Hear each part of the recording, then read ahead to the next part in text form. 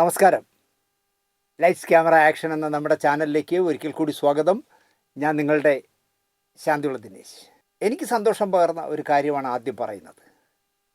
മലയാളിക്ക് പാൽപ്പായസം എന്ന് പറഞ്ഞ് വിളമ്പിക്കൊണ്ടിരുന്ന ഒരു അശ്ലീല വെബ് സീരിയൽ ചാനലുണ്ടായിരുന്നല്ലോ. കേന്ദ്ര ഗവൺമെൻറ് അതിനെ പൂട്ടി.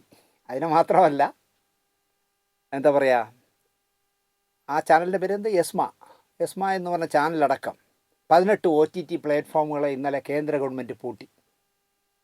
അത് തീർച്ചയായിട്ടും അഭിനന്ദനീയമാണ് എന്ന് ഞാൻ പറയും. എൻ്റെ ഒരു ഗുരുനാഥൻ്റെ അസിസ്റ്റൻ്റാണ് അത് ഡയറക്റ്റ് ചെയ്യുന്ന പെൺകുട്ടി. ഞാൻ പലപ്പോഴും ആലോചിക്കും, ഒരു പെൺകുട്ടിയൊക്കെ ഇങ്ങനെ ബ്ലൂ ഫിലിം എടുക്കുക എന്ന് പറഞ്ഞാൽ, എന്നിട്ട് കേരളത്തിലെ സർക്കാർ ഒന്നും ചെയ്യുന്നില്ല എന്നൊക്കെ തോന്നി. പക്ഷേ ഇവിടുത്തെ പോലീസിനൊന്നും ചെയ്യാൻ പറ്റില്ല. കാരണം OTT പ്ലാറ്റ്ഫോമിലല്ലേ വരുന്നത്, അല്ലാതെ CD ആയിട്ട് ഇറങ്ങുകയോ അങ്ങനെയൊന്നും അല്ലല്ലോ, ഫേസ്ബുക്കിലോ വാട്സാപ്പിലോ വരിക അല്ലല്ലോ. എന്തായാലും യസ്മ എന്ന് പറയുന്ന OTT പ്ലാറ്റ്ഫോം അടക്കം 18 OTT പ്ലാറ്റ്ഫോമുകൾ കേന്ദ്ര സർക്കാർ നിരോധിച്ചു. 18 പ്ലാറ്റ്ഫോമുകളിലായി ലിങ്ക് ചെയ്തിരുന്ന 19 വെബ്സൈറ്റുകൾ, 10 ആപ്പുകൾ, 57 സോഷ്യൽ മീഡിയ അക്കൗണ്ടുകൾ എന്നിവയും കേന്ദ്ര ഗവൺമെൻറ് പൂട്ടി. സൈബർ ലോകത്തെ അശ്ലീല കണ്ടൻറ്റുകളും തടയുന്നതിനായി ഇൻഫർമേഷൻ ആൻഡ് ബ്രോഡ്കാസ്റ്റിംഗ് മന്ത്രാലയം IB ഇക്കഴിഞ്ഞ വ്യാഴാഴ്ചയാണ് 18 OTT പ്ലാറ്റ്ഫോമുകളെ നിരോധിച്ചത്. അശ്ലീല കണ്ടൻറ്റുകൾ വിതരണം ചെയ്യുന്നു എന്ന് കണ്ടെത്തിയ 18 OTT പ്ലാറ്റ്ഫോമുകൾക്ക് എതിരെയാണ് നടപടിയെടുത്തതെന്ന് പത്രക്കുറിപ്പിലൂടെ കേന്ദ്ര ഗവൺമെൻറ് അറിയിച്ചു. 18 പ്ലാറ്റ്ഫോമുകളിലായി ലിങ്ക് ചെയ്തിരുന്ന 19 വെബ്സൈറ്റുകൾ, 10 ആപ്പുകൾ, 57 സോഷ്യൽ മീഡിയ അക്കൗണ്ടുകൾ എന്നിവയും നിരോധിച്ച പട്ടികയിലുണ്ട്. ഇതിൽ മലയാളത്തിൽ നിന്നുള്ള ഏക അഡൾട്ട് കണ്ടൻറ്റ് പ്ലാറ്റ്ഫോമാണ് യസ്മ. മലയാളത്തിൽ ഒന്നേ ഉള്ളൂ, ഈ പെൺകുട്ടി ഡയറക്റ്റ് ചെയ്യുന്ന. ഇതെന്ത് ഡയറക്റ്റ് ചെയ്യണമെന്നാണ് ഞാൻ ആലോചിക്കുന്നത്. ഒരാണിനെയും പെണ്ണിനെയും തുണിമണിയൊന്നും ഇല്ലാതെ ഒരു 10-30 മിനിറ്റ് അഴിച്ചു വിട്ടിട്ട് അതിനെ സംവിധാനം ചെയ്തെന്നൊക്കെയാണ് എഴുതി കാണിക്കുന്നത്. ധാർമ്മിക നിലവാരം ഉയർത്തിപ്പിടിക്കുന്നതും അശ്ലീലമായ കണ്ടൻറ്റുകളെ ഒരു തരത്തിലും പ്രോത്സാഹിപ്പിക്കാത്തതുമാണ് സർക്കാരിൻ്റെ നിലപാടെന്ന് പുതിയ നിരോധനം സംബന്ധിച്ച് കേന്ദ്ര വാർത്താ വിതരണ പ്രക്ഷേപണ മന്ത്രി അനുരാഗ് സിംഗ് താക്കൂർ വ്യക്തമാക്കി. 2000 ഇൻഫർമേഷൻ ടെക്നോളജി ആക്റ്റിൽ പറഞ്ഞിരിക്കുന്ന വ്യവസ്ഥകൾ അനുസരിച്ചാണ് സർക്കാർ തീരുമാനം.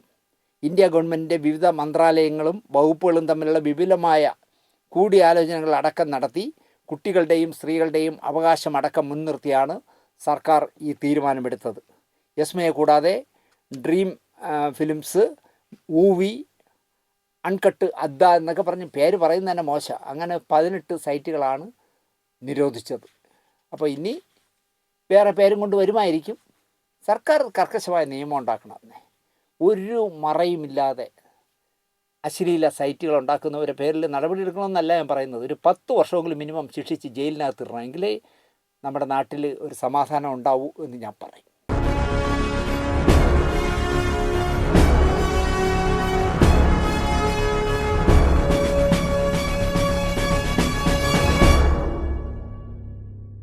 ഞാനിന്ന് സംസാരിക്കുന്നത് സകലകലാ വല്ലഭൻ എന്ന് തന്നെ അഭിമാനത്തോടെ പറയാവുന്ന ബാലചന്ദ്രൻ മേനോന് 70 വയസ്സ് തികഞ്ഞു. സപ്തതി. 70 വയസ്സുകാരനെന്ന് പറയുമ്പോൾ നമ്മളെ മമ്മൂട്ടിയേക്കാൾ ഒരു 3 വയസ്സിൻ്റെ ഇളയാൾ, മോഹൻലാലിനേക്കാളും ഒരു 6 വയസ്സ് മൂത്തയാൾ. കഥയും തിരക്കഥയും സംഭാഷണവും സംവിധാനവും നിർമ്മാണവും ഗാന ആലാപനവും എഡിറ്റിങ്ങും ഒക്കെ ആയിട്ട്, വിതരണവും ഒക്കെ ആയിട്ട് സിനിമയിൽ സജീവമായിരുന്ന മഹാപ്രതിഭ എന്ന് തന്നെ പറയാം. അദ്ദേഹത്തിന് 70 വയസ്സ് തികഞ്ഞു. മലയാള സിനിമയിൽ ആദ്യമായി കഥയും തിരക്കഥയും എഴുതി സംവിധാനം ചെയ്ത് അഭിനയിച്ചത് ആരെന്ന് ചോദിച്ചാൽ തെക്കുറിശ്ശി സുകുമാരൻ നായരാണ്. അവിടവും കടന്നിട്ടാണ് ബാലചന്ദ്രൻ മേനോൻ കഥ, തിരക്കഥ, സംവിധാനം, നിർമ്മാണം, വിതരണം, അഭിനയം, ഗായകൻ, എഡിറ്റർ തുടങ്ങി സിനിമയുടെ ഏതാണ്ട് എല്ലാ മേഖലകളിലും വിജയക്കൊടി നാട്ടിയത്. മാത്രമല്ല, അദ്ദേഹം മികച്ച നടൻ്റെ ദേശീയ അവാർഡ് നേടി. സമാന്തരം എന്ന് പറഞ്ഞ സിനിമയിലെ അദ്ദേഹത്തിൻ്റെ അച്ഛൻ ഒരു റെയിൽവേ ഉദ്യോഗസ്ഥനാണ്. അദ്ദേഹത്തെ മനസ്സിൽ കണ്ട് എഴുതിയതായിരിക്കാം. എന്തായാലും മികച്ച നടനുള്ള സംസ്ഥാന അവാർഡ് സുരേഷ് ഗോപിയുമായിട്ടാണ് ആ വർഷം പങ്കിട്ടത്. എനിക്ക് അദ്ദേഹത്തെ ബഹുമാനം എന്താണെന്ന് ചോദിച്ചാൽ, വേണമെങ്കിൽ സ്വന്തം കാര്യം സിന്ദാബാദ് എന്നതിനപ്പുറം ഒരു ഗ്രൂപ്പിലും ക്ലിക്കിലും ഒരിക്കലും മേനോൻ ചേട്ടൻ ഉണ്ടായിരുന്നില്ല എന്നതുകൊണ്ടാണ് എനിക്ക് അദ്ദേഹത്തോട് ബഹുമാനമുള്ളത്. സിനിമയിലെല്ലാം ഗ്രൂപ്പുകളും ക്ലിക്കുകളുമാണല്ലോ. അതിലൊന്നും ഒരിക്കലും അദ്ദേഹം വീണു പോയിട്ടേ ഇല്ല.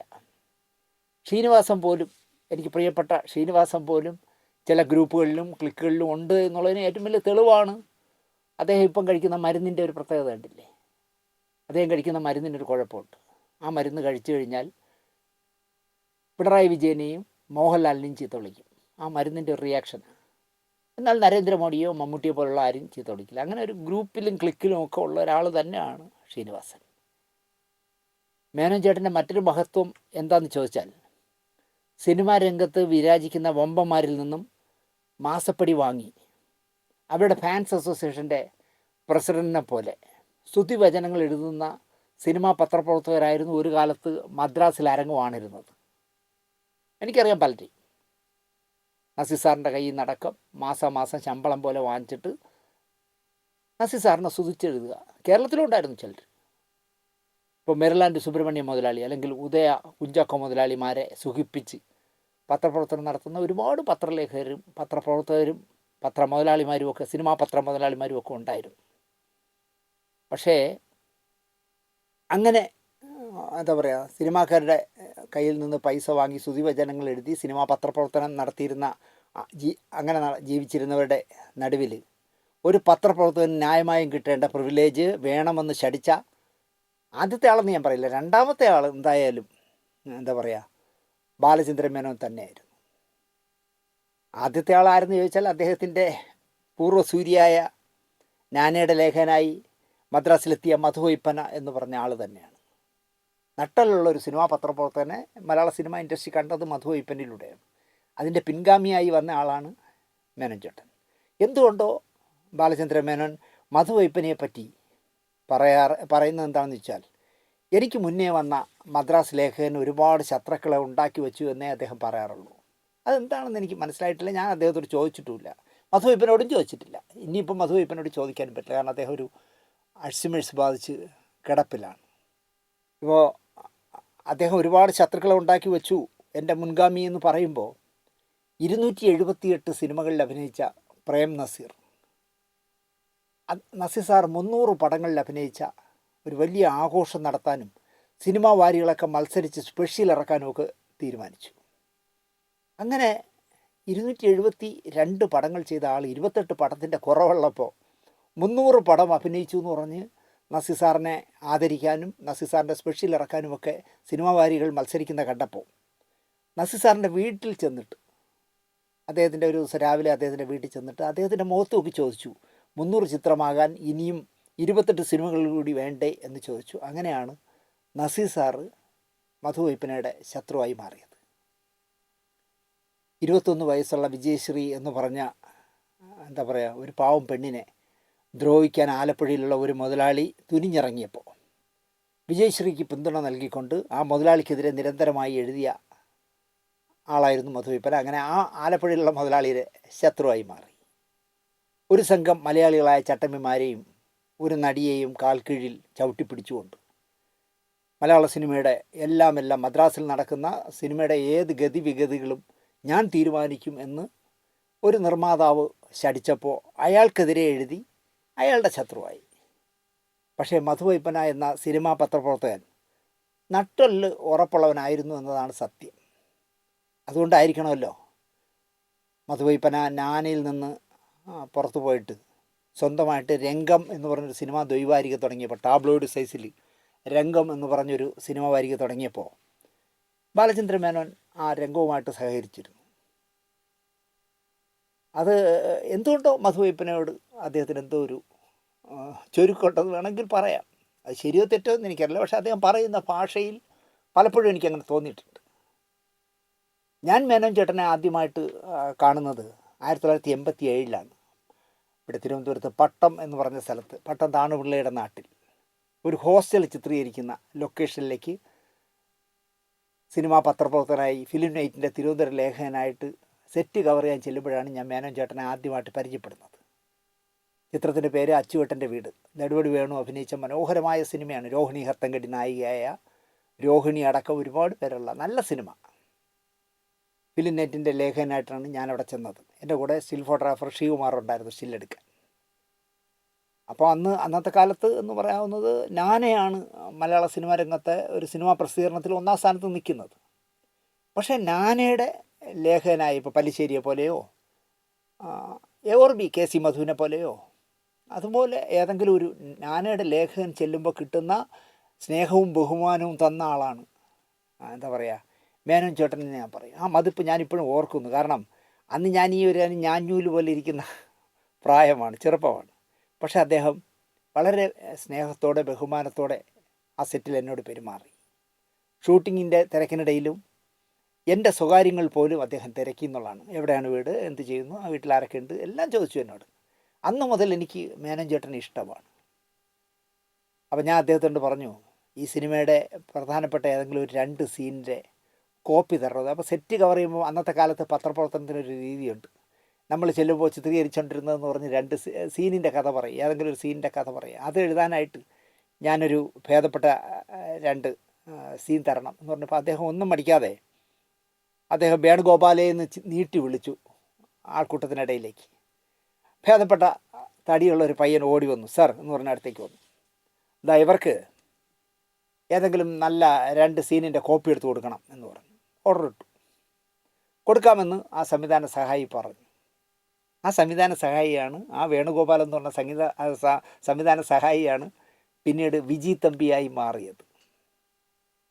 ഒരു പരസ്യം, ഒരു ഇപ്പോൾ ഫിലിം നൈറ്റിൻ്റെ ബാക്കിലത്തെ പേജിൽ ഒരു പരസ്യം എന്ന് പറഞ്ഞാൽ അന്നത്തെ കാലത്ത് എനിക്ക് തോന്നുന്നു 5000 രൂപയേറ്റാണ്, ചിലർ 4000 തരും.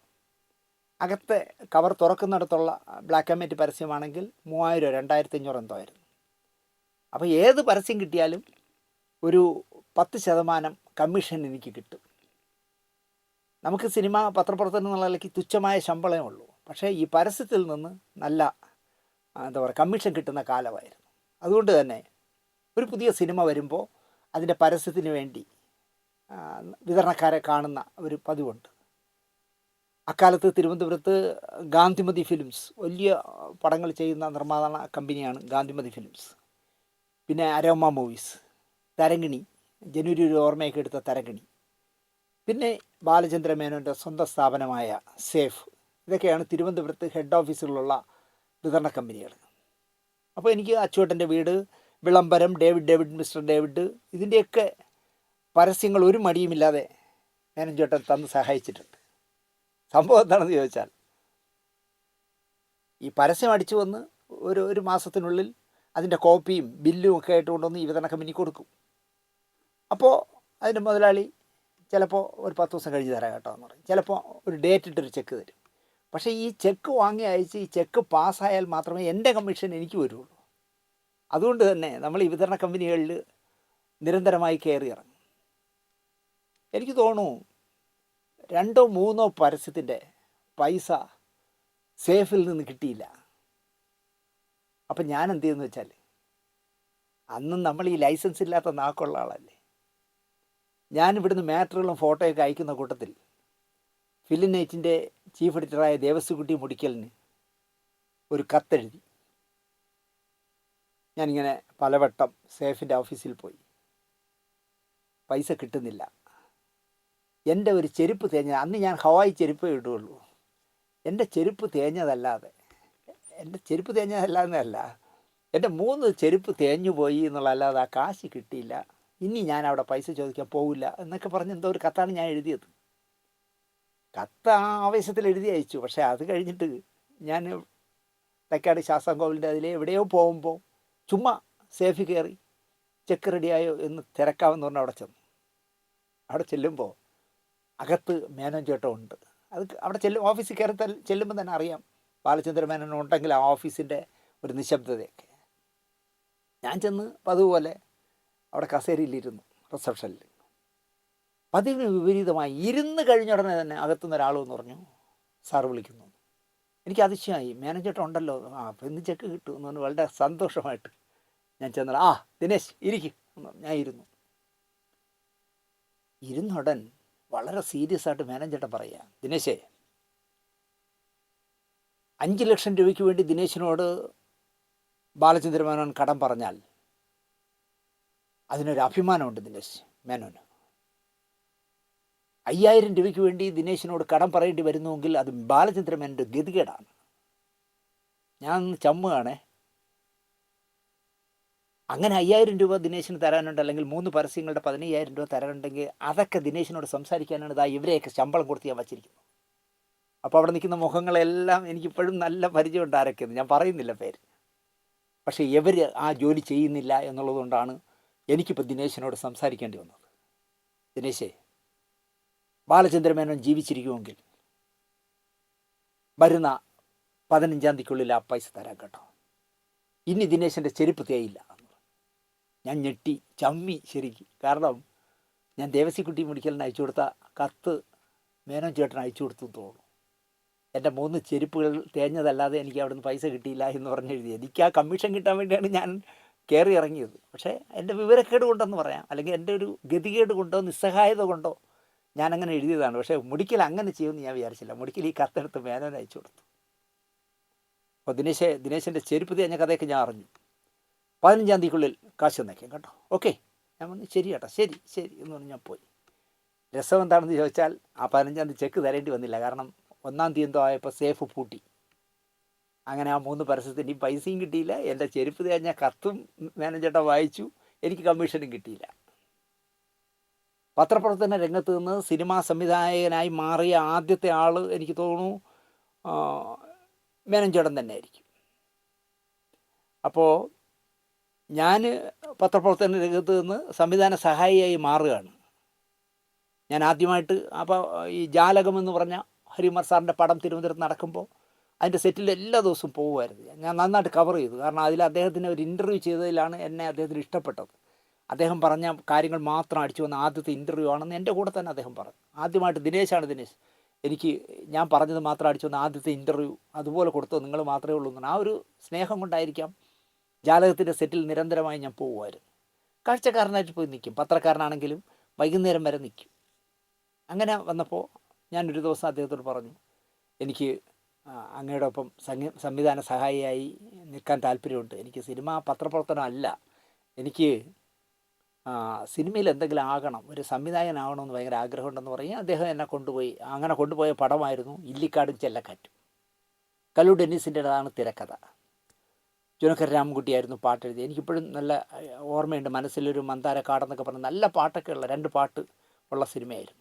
ദേവനാണ് പ്രധാന വേഷം. ബാലചന്ദ്രമേനോൻ, അക്കാലത്താണ് ബാലചന്ദ്രമേനോൻ മറ്റ് സംവിധായകരുടെ സിനിമകളിൽ അഭിനയിക്കാമെന്ന് തീരുമാനിക്കുന്ന സമയത്താണ് ഈ പടം എടുക്കുന്നത്, ഇല്ലിക്കാടും ചെല്ലക്കാറ്റും. തിലകൻ, ജഗതിച്ചേട്ടൻ, പാർവതി മുതലായവരാണ് താരങ്ങൾ. ചാലക്കുടിയിലും പെരിങ്ങൽകുത്ത് വെള്ളച്ചാട്ടത്തിൽ ഒക്കെ ആയിട്ടാണ് ചിത്രീകരണം തുടങ്ങിയത്. പക്ഷേ പറഞ്ഞ ദിവസം ബാലചന്ദ്രമേനോൻ വന്നില്ല. വിളിച്ചു ചോദിച്ചപ്പോൾ അദ്ദേഹം പറഞ്ഞു, എനിക്ക് ആ തിരക്കഥയൊന്ന് കാണണം, തിരക്കഥ വായിക്കണം, അല്ലാതെ ഞാൻ വരില്ല.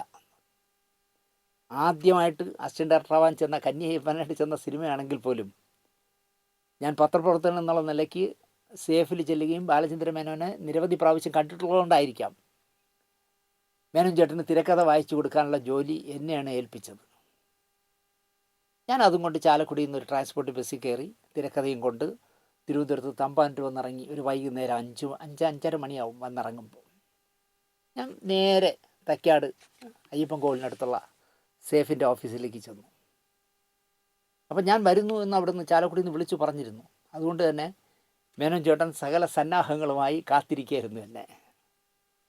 എനിക്കിപ്പോഴും ഓർമ്മയുണ്ട് അദ്ദേഹം ചിരിച്ച അർത്ഥഗർഭമായ ഒരു ചിരി. പിന്നീടാണ് എനിക്ക് മനസ്സിലായത് ആ ചിരിയുടെ അർത്ഥം. വളരെ സുസ്മേരവദനായി അദ്ദേഹത്തിൻ്റെ ഇരിക്കാൻ പറഞ്ഞു. അപ്പോൾ അദ്ദേഹത്തിൻ്റെ എർത്തുകളായി നടക്കുന്ന എല്ലാം ചുറ്റും നിൽപ്പുണ്ട്. അവർക്കാർക്ക് സീറ്റില്ല, അതാണ് പ്രശ്നം. അവരെല്ലാം നിൽക്കണം. പിന്നെ എങ്ങനെയുണ്ട് ഷൂട്ടിംഗ് എന്ന് ചോദിച്ചു. ഞാൻ പറഞ്ഞു, ഇങ്ങനെ എന്താ പറയുക, അങ്ങോട്ട് നടക്കുന്നു. ആരൊക്കെ ഉണ്ട് അവിടെ? ഞാൻ പറഞ്ഞു, ദേവൻ ചേട്ടനുണ്ട്, തിലകൻ ചേട്ടനുണ്ട്, ജഗതി ചേട്ടനുണ്ട്, പാർവതിയുണ്ട് എന്ന് പറഞ്ഞാൽ ആ ലിസ്റ്റൊക്കെ പറഞ്ഞു. അപ്പോഴും മേനോൻ ചേട്ടൻ ഒരു ചിരിക്കുന്ന അല്ലാതെ ഒന്നും പറയുന്നില്ല. എന്നിട്ട് ഇടയ്ക്കിടയ്ക്ക് കൂടെ ഉള്ളവരെയൊക്കെ ഇങ്ങനെ നോക്കുന്നുണ്ട്.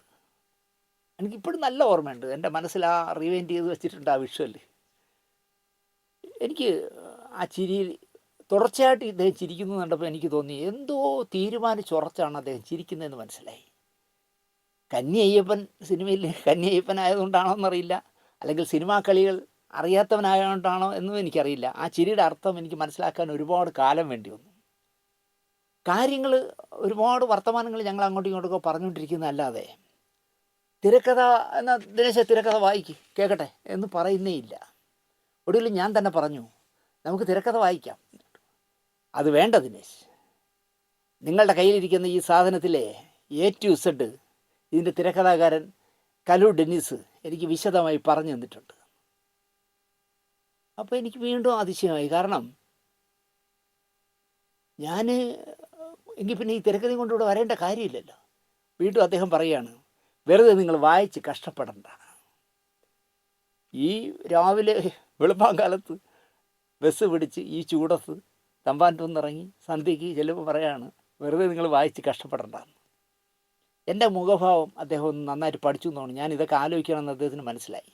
ദിനേശേ, ഈ സിനിമയിൽ മേനോൻ എന്ന ഞാൻ അഭിനയിക്കുന്നില്ല. കഥാപ്രസംഗത്തിലൊക്കെ അടിക്കുമ്പോൾ ഒരൊറ്റ അടി മ്യൂസിക് അടിക്കേണ്ടതാണ്. കാരണം ഞാൻ ഞെട്ടിപ്പോയി. ഞാൻ ആദ്യമായിട്ട് സംവിധാന സഹായിയാവുന്ന സിനിമ മുടങ്ങാൻ പോവുകയാണ്.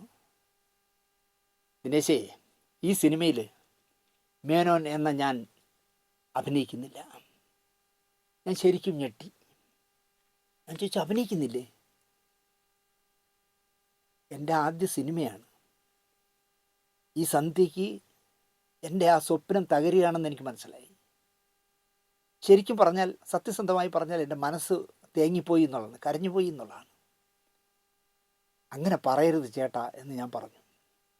ചിത്രീകരണം തുടങ്ങിയ സിനിമയല്ലേ, നിങ്ങളെയൊക്കെ വിശ്വസിച്ചല്ലേ രചന പിക്ചേഴ്സിൻ്റെ KT കുഞ്ഞുമോൻ കാശിറക്കിയിരിക്കുന്നത്.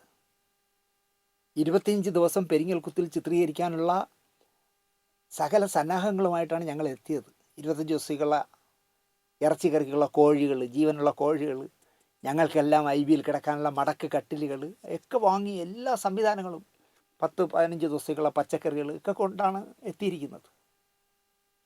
അപ്പോൾ അതൊക്കെ ഒരു നിമിഷം ഞാനിങ്ങനെ ആലോചിച്ചു. ഞാൻ പറയുന്നതൊക്കെ അദ്ദേഹം പുഞ്ചിരിയോടെ കേട്ടിരുന്നല്ലാതെ ഒന്നും പറഞ്ഞില്ല. ആ ചിരി അങ്ങനെ തന്നെ നിലനിർത്തിയതാണ്, കണ്ടിന്യൂറ്റി തെറ്റിച്ചില്ല. അദ്ദേഹം എല്ലാം കേട്ടിരുന്ന ശേഷം അവസാനം എന്താ ചോദിച്ചു, ദിനേശിൻ്റെ വീട് ഇവിടെ അടുത്തല്ലേ ഈ ശാന്തിയുള്ള? ഞാൻ പറഞ്ഞു, അതെ. ദിനേശ് ഒരു കാര്യം ചെയ്യും, സുഖമായി വീട്ടിൽ പോയി അമ്മയുണ്ടാക്കിയ ഭക്ഷണമൊക്കെ കഴിച്ച് ഉറങ്ങി രാവിലെ അങ്ങ് പോയാൽ മതി. ഞാൻ ഈ പടത്തിൽ അഭിനയിക്കുന്നില്ല എന്നുള്ള വിവരം അറിയിക്കേണ്ടവരെ ഞാൻ അറിയിച്ചോളാം. ദിനേശനോട് പറയാൻ പറ്റാത്ത ചില വിഷമങ്ങൾ എനിക്കുണ്ടായി. അതുകൊണ്ടാണ് ഞാൻ പിൻവാങ്ങുന്നത്. ദേഷ്യവും സങ്കടവും ഒന്നും ദിനേശിന് വേണ്ട. ദിനേശ് തിരക്കഥയുമായി ചാലക്കുടി ബസ് സ്റ്റാൻഡിലെത്തും മുന്നേ തന്നെ ഞാൻ ഈ ചിത്രത്തിലില്ല എന്ന വിവരം ഞാൻ അറിയിച്ചു കഴിഞ്ഞു. ആരെ? ദിനേശിൻ്റെ ചീഫിനെ. ഞാൻ രാവിലെ ബസ് കയറി വരുന്നതിന് മുമ്പ് തന്നെ അവിടെ അറിയിച്ചു ഞാൻ ഈ സിനിമയിലുണ്ടാവില്ല എന്ന്. പക്ഷെ ഞാൻ അറിയുന്നില്ല, അന്ന് മൊബൈലൊന്നും ഇല്ലല്ലോ. ഞാൻ ബസ് പുറപ്പെട്ട് പോകുന്നില്ലേ, അതുകൊണ്ട് എന്നെ അറിയിക്കാൻ പറ്റിയില്ല. എനിക്ക് സത്യത്തിൽ ഒന്നും മനസ്സിലായില്ല. സിനിമ പത്രപ്രവർത്തകനായിട്ടും സിനിമയ്ക്കകത്ത് കളിയേറെ അറിയാത്ത കന്നി അയ്യപ്പനായിരുന്നല്ലോ ഞാൻ. ശരി കേട്ടോ എന്ന് പറഞ്ഞാൽ ഞാൻ ആ പോളിത്തീൻ കവറിലെ സ്ക്രിപ്റ്റുമായിട്ട് എണീറ്റിറങ്ങി. പുറത്ത് നല്ല സന്ധ്യയായി. അതിനാൽ തന്നെ എൻ്റെ മുഖം മറ്റാർക്കും കാണാനാവില്ല. ശരിക്കും വിങ്ങിപ്പൊട്ടുന്ന മുഖമായിരുന്നു എൻ്റേത്.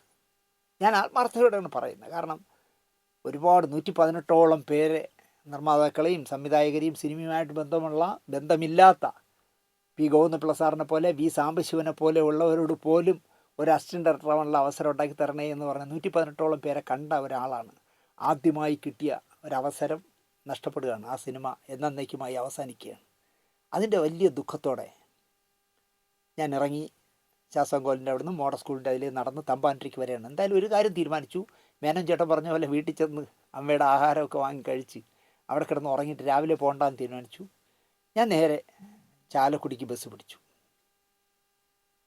പണ്ടുള്ള ആളുകൾ പറയും പോലെ നായ ചന്തയ്ക്ക് പോയ പോലെ തിരക്കഥയുടെ കവറ് നെഞ്ചിൽ കെട്ടിപ്പിടിച്ചുകൊണ്ട് ബസ്സിൽ ഉറങ്ങാതെ വിദൂരത്തേക്ക് നോക്കി ഒരു ആഹാരവും കഴിക്കാതെ ഞാൻ ചാലക്കുടിക്ക് പോയി. 2 മണി എന്തോ കഴിഞ്ഞപ്പോൾ, രാത്രി 2 മണി എന്തോ കഴിഞ്ഞപ്പോൾ ബസ് ചാലക്കുടിയിലെത്തി. അവിടെ നിന്ന് ഏതാണ്ട് 5 മണിക്കൂറോളം ബസ് സ്റ്റാൻഡിൽ ഇരുന്നു. കാരണം നേരം വെളുക്കണ്ടേ. എനിക്ക് പെരിങ്ങൽകുത്തൊന്നും അറിയില്ല എന്ന് മാത്രമല്ല, രാത്രിയൊക്കെ അതിലെ ആട്ടോയിലൊന്നും പോകാൻ പറ്റില്ല. അതുകൊണ്ട് 2 മണി മുതൽ ഏതാണ്ട് 5 മണിക്കൂറോളം 6:30-7 മണിയാവുന്നത് വരെ ബസ് സ്റ്റാൻഡിൽ തന്നെ ഇരുന്നു. അന്ന് മൊബൈൽ പോയിട്ട് യഥേഷ്ടം വിളിക്കാവുന്ന STD ബൂത്തുകൾ പോലും ഇല്ല. ഒരു ഓട്ടോ പിടിച്ച് പെരിങ്ങൽകുത്ത് IBയിൽ ചെല്ലുമ്പോൾ എല്ലാവരും മടക്കയാത്രക്കുള്ള കെട്ടും പാണ്ടമൊക്കെ മുറുക്കുകയാണ്. ഇന്നലെ വൈകുന്നേരം 5 മണിക്ക് ശേഷം ഞാൻ വെള്ളം പോലും കുടിച്ചിട്ടില്ല എന്നും മൂത്രമൊഴിക്കുക പോലും ചെയ്തിട്ടില്ല എന്നും സത്യം പറഞ്ഞാൽ IBയിലെത്തുന്നതുവരെ ഞാൻ ഓർത്തില്ല എന്നുള്ളതാണ്. മേനോൻ ചേട്ടൻ്റെ സേഫിൽ നിന്ന് ഇറങ്ങിയ ശേഷം മൂത്രം ഒഴിച്ചിട്ടില്ല, ഒരിറ്റ് വെള്ളവും കുടിച്ചിട്ടില്ല. അത് ഞാൻ IB ചെന്നപ്പോഴാണ് ഓർക്കുന്നത്. അപ്പോഴും എന്നെ അതിശയിപ്പിച്ച കാര്യം എന്താണെന്ന് ചോദിച്ചാൽ, സംവിധായകൻ ഹരികുമാർ സാറടക്കം പോകാനായിട്ട് റെഡിയാവുകയാണ്. ആരുടെ മുഖത്തും ഒരു സങ്കടവും സഹതാപവും ഒന്നുമില്ല. അവർ എക്സ്കർഷന് വന്നിട്ട് പോകുന്നത് പോലെ എല്ലാവരും പെട്ടിയും കിടക്കയൊക്കെ പെട്ടെന്ന് പാക്ക് ചെയ്യാണ് പോകാനായിട്ട്. ഞാനിങ്ങനെ ആലോചിച്ചു, ഒരു പടം കിട്ടി, അതിൻ്റെ ചിത്രീകരണം തുടങ്ങി 7-8 ദിവസം കഴിയുമ്പോൾ ആ പടം നിന്നു പോവുകയാണെന്നുള്ളതൊന്നും ഹരികുമാർ സാറിന് ഫീൽ ചെയ്യില്ലല്ലോ എന്ന് ഞാൻ ആലോചിച്ചു. എല്ലാവരും മടങ്ങാനുള്ള ധൃതിയിലായിരുന്നു. പിന്നീടാണ് ഞാൻ അറിയുന്നത്, ചിത്രീകരണം തുടങ്ങിയപ്പോൾ തിരക്കഥാകൃത്ത് കലു ഡെന്നിസ് സെറ്റിലുണ്ടായിരുന്നു. അന്ന് അദ്ദേഹത്തെ എനിക്ക് പരിചയമില്ല. അദ്ദേഹം മനസ്സിൽ കണ്ടെഴുതിയ പല സീനുകളുടെയും ഡയലോഗുകൾ വെട്ടി മാറ്റിയിട്ടാണ്, അല്ലെങ്കിൽ പുതിയതായിട്ട് വേറെ ഡയലോഗുകളൊക്കെ എഴുതിയിട്ടാണ് ചിത്രീകരിക്കുന്നത്. അദ്ദേഹം റെഡിയാക്കി കൊടുത്ത നിർമ്മാതാവാണ് KT കുഞ്ഞുമോൻ. ഇങ്ങനെ സീനുകൾ പരസ്യമായി തിരുത്തി പടത്തെ ബാധിക്കുന്ന തരത്തിൽ ചിത്രീകരിക്കുന്നു എന്ന് കണ്ടപ്പോൾ അദ്ദേഹം സംവിധായകനുമായിട്ട് സംസാരിച്ചു. അങ്ങനെ ചെയ്യരുത്, നിങ്ങൾ ഇവിടുത്തെ ഈ ഡയലോഗ് വെട്ടിയാൽ അടുത്ത 14ാമത്തെ സീനിൽ ഇതിനെപ്പറ്റി പറയുമ്പോൾ എങ്ങനെ എന്തോ കണക്ടിവിറ്റിയൊക്കെ ഉണ്ട്, അതെല്ലാം നഷ്ടപ്പെടില്ലേ എന്നൊക്കെ പറഞ്ഞ് പുള്ളി കയറി ചൂടായി ഡയറക്ടറോട്.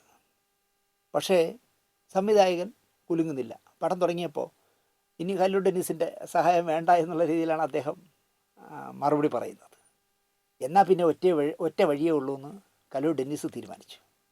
തിരക്കഥാകൃത്തും സംവിധായകനുമായ ബാലചന്ദ്രമേനോനെ വിളിച്ച് അദ്ദേഹം കാര്യം പറഞ്ഞു. അവസാനം അദ്ദേഹം പറഞ്ഞു, ഞാൻ ഉദ്ദേശിച്ച തരത്തിലായിരിക്കില്ല ആ പടം, നിങ്ങൾ വരുമ്പോൾ നിങ്ങളുടെ സീനുകളും ഒക്കെ താങ്കൾ ഉദ്ദേശിച്ച പോലെ ആയിരിക്കില്ല, അതുകൊണ്ടൊരു കാര്യം ചെയ്യും മേനോൻ ആ സിനിമയിൽ അഭിനയിക്കാൻ ചെല്ലണ്ട എന്ന് കല്ലു ഡെന്നിസ് പറഞ്ഞു. അങ്ങനെയാണ് ബാലചന്ദ്രമേനോൻ ആ സിനിമയിൽ അഭിനയിക്കേണ്ട എന്ന് തീരുമാനിച്ചത്. അത്രയേ ഉള്ളൂ സംഭവം. ഒരു സിനിമ കമ്മിറ്റ് ചെയ്തിട്ട് ഒരു നടൻ വരാഞ്ഞ കാരണം മുടങ്ങിയാൽ വാർത്താ പ്രാധാന്യം ഉണ്ടാവും. ഇങ്ങനെ പറ്റിച്ചു, ഹരികുമാറിൻ്റെ സിനിമ മുടങ്ങി, ഇല്ലിക്കാടും ജല്ലക്കാറ്റും മുടങ്ങി എന്നൊക്കെ പറഞ്ഞ് വാർത്ത വരും. പക്ഷേ ഇവിടെ അത് സംഭവിച്ചില്ല. ന്യായമില്ലാത്ത ഒരു കാര്യവും ബാലചന്ദ്രമേനോൻ ചെയ്യില്ല എന്ന ഉറപ്പാണ് ഈ വാർത്തകൾ വരാത്തതിൻ്റെ പിന്നിലെന്ന് എനിക്ക് തോന്നുന്നു.